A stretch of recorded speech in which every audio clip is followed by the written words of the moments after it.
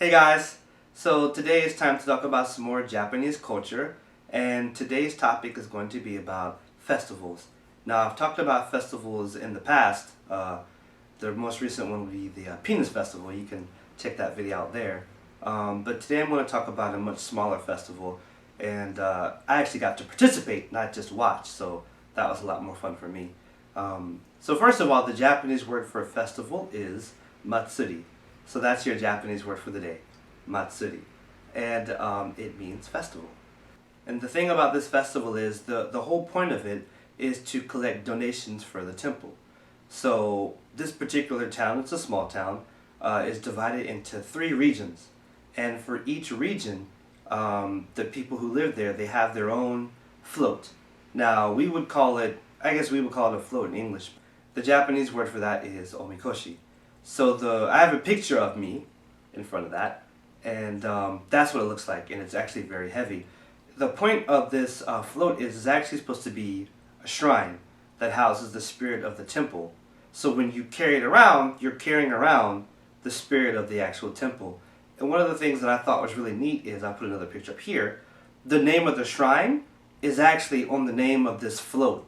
So it was really, kind of the detail they went into it. I was really amazed at that, and it was my first time to see one of these up close and personal, because usually you only see it when people are carrying it by you.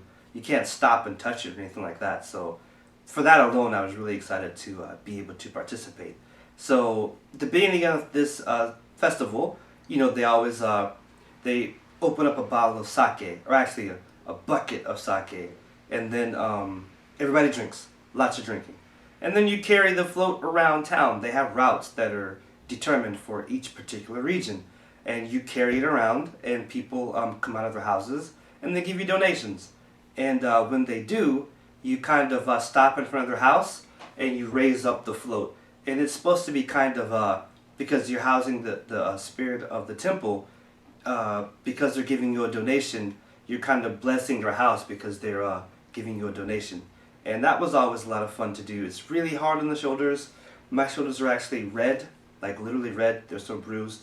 But it was fun. I mean, I never participated in a festival like this before, and I've been in Japan for a long time, so I was really happy to be able to do that. One of the other things I noticed about this festival is that it really brings the community together.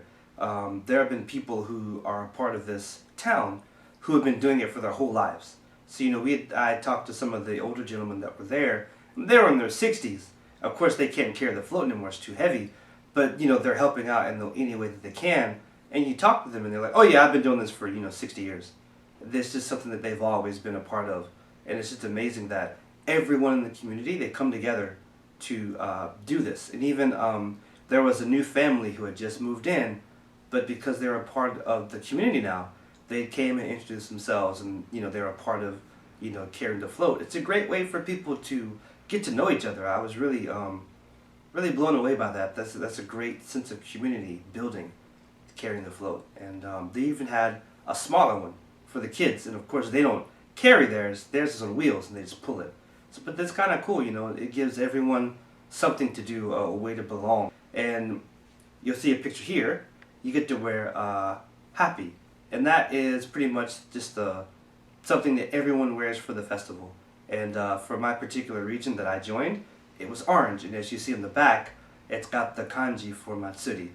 I wish I could have taken videos of me carrying it, or pictures of just everyone carrying it, but there weren't many people, so I actually literally carried it pretty much the whole time. There was no time for me to take a break or to take pictures.